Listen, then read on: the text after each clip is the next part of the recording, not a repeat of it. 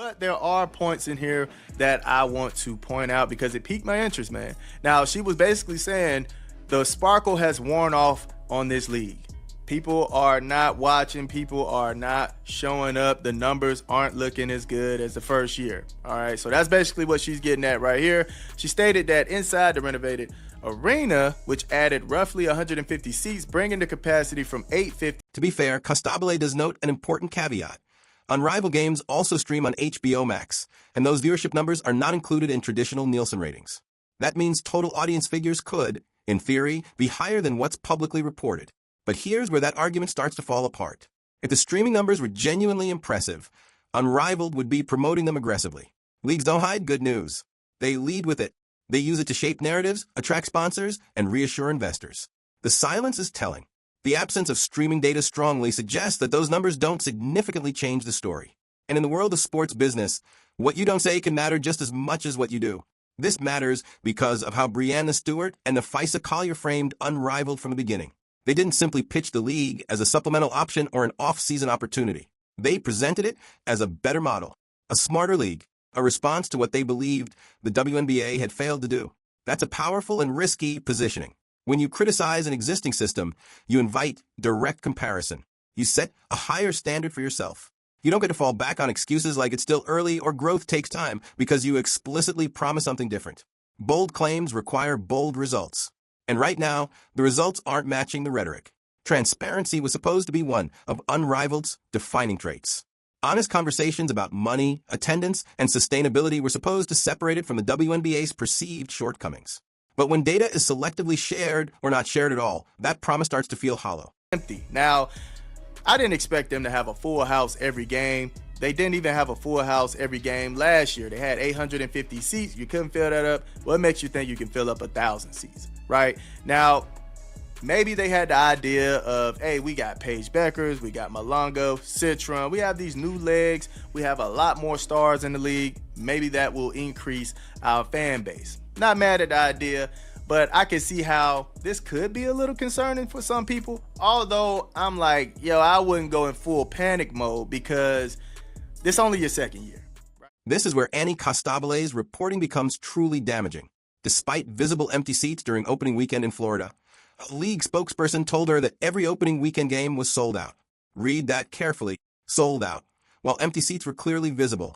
Now, technically, it's possible for a game to be sold out and still appear empty if ticket holders simply don't show up. That does happen in sports. But Costabile's wording makes it clear she's skeptical of that explanation. And context matters. When a league is still trying to establish credibility, you cannot afford statements that conflict with observable reality. Reporters, fans, and cameras can all see the same thing. When official messaging contradicts that, trust erodes immediately. What makes this worse is the irony. Unrivaled has repeatedly criticized the WNBA for lack of transparency and questionable business narratives. They position themselves as the honest alternative, the league that would tell the truth, even when it was uncomfortable. Now they're facing the same criticism. And once credibility is questioned, everything else becomes suspect. Attendance numbers, viewership claims, financial projections, all of it. This isn't just a PR misstep. It's a philosophical one. If Unrivaled want to be taken seriously as a better model, it has to hold itself to a higher standard, not the same one it criticized. Right now, the league isn't being judged for failing. It's being judged for how it's responding to early signs of trouble. And denying or reframing visible issues is the fastest way to lose trust. The league still has time to correct course. But that starts with honesty, not optimism, not spin, not selective data. Because credibility, once lost, is much harder to rebuild than an arena or a brand. Businesses to get on their feet, it's going to take them some time, right? Logically, it's going to take some time. But I can understand the thought being in the back of some people's head where they're saying, dang, man, we can't fill up an 1,000 capacity arena and we added all these new players, all these players that people like and love, all these players that we thought added to the viewership for the WNBA. Now, the thing is, like I stated in my video before, if it's not the players, it must be the format. If it's the format, you have a lot to worry about. You have a lot to worry about. Annie Costabill, nonetheless, was saying empty seats inside a 1,000 capacity arena. A league spokesperson making claims that don't seem to line up with what fans and reporters can plainly see. And a bold new league built by stars like Breanna Stewart and Napheesa Collier. already facing a harsh reality check in just its second year. That's the picture painted by a recent investigative piece from respected sports journalist Napheesa Collier, published in The Ringer. And according to the numbers she uncovered, the reality surrounding Unrivaled looks very different from the optimistic story the league itself has been telling. For months, Unrivaled has positioned itself as the next evolution of women's basketball, a league that would fix what the WNBA supposedly gets wrong. Better marketing, better player treatment, better business decisions. The message was clear. This wasn't just another league. It was a smarter, more efficient alternative. But now those claims are being put under a microscope. Constable's reporting highlights a growing disconnect between Unrivaled's public messaging and what's actually happening on the ground. The most obvious example? Attendance. Despite statements suggesting strong demand and sold-out games, visual evidence from opening weekend tells a different story. Cameras panned across rows of visibly empty seats. Fans shared photos online. Reporters noticed it in person. This isn't just about optics. Attendance is one of the most basic indicators of a league's health. If people aren't showing up, especially in a small arena designed to feel intimate and full, it raises serious questions about demand, pricing, marketing, and long-term sustainability. And this issue doesn't exist in isolation. It ties directly into the larger promises Unrivaled made from day one. The league didn't quietly enter the market and ask for patience. It came in loudly, confidently, and critically, openly contrasting itself with the WNBA and implying it could do things better almost immediately. That's why this moment matters. Because when you frame yourself as a transparent, forward-thinking alternative, you don't get the luxury of spin. You don't get to blur the lines between perception and reality. Every claim you make is going to be measured against what people can actually see. And according to Constable's reporting, that measurement is not working in Unrivaled's favor right now. This situation goes far beyond a few empty seats or a slow weekend. It raises deeper questions about honesty, credibility, and whether the league's ambitions are running ahead of its actual results. And once credibility starts to crack, everything else becomes harder to defend. They aired both on TNT and True TV. All right, the two True TV exclusive games on January 5th averaged 32,000 viewers. That's tough because she gets into the numbers that happened the year before. Games on January 9th averaged 139,000 viewers across TNT and True TV. The four games that aired January 10th and 11th averaged 71,000 viewers on True TV. All Unrivaled games also air on HBO Max, which is not measured by Nielsen. Let's talk about the concrete details, because this is where the situation becomes much harder to explain away. During the offseason, Unrivaled made a deliberate decision to renovate its Miami arena. The upgrade added roughly 150 additional seats, increasing total capacity from 850 to an even 1,000.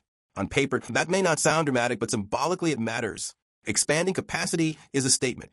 It says the league expects more demand, more fans, and more momentum. At the same time, Unrivaled aggressively leaned into star power. Big names were brought in: Paige Buchers, Angel Reese, other recognizable faces with built-in fan bases and national attention. The logic seems straightforward. Bigger stars should equal bigger crowds. That was the expectation. But according to Constable's reporting, that expectation simply didn't materialize. Opening weekend games showed noticeable empty seats throughout the arena. Not just a few gaps here and there, but enough that it became impossible to ignore. Now, some defenders will immediately say, it's only year two.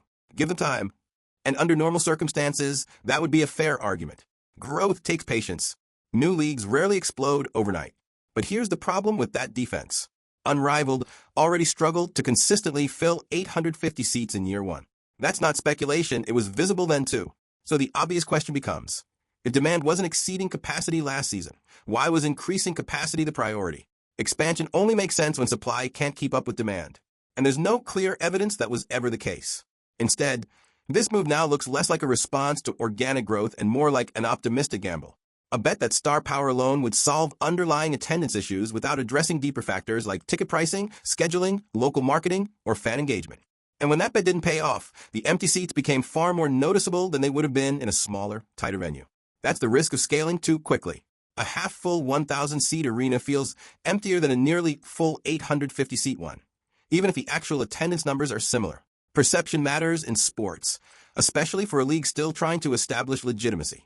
So this isn't just about whether people showed up. It's about decision-making, about whether Unrivaled correctly read its own momentum, and about whether ambition got ahead of reality. Because when expectations are raised this high, falling short becomes impossible to ignore.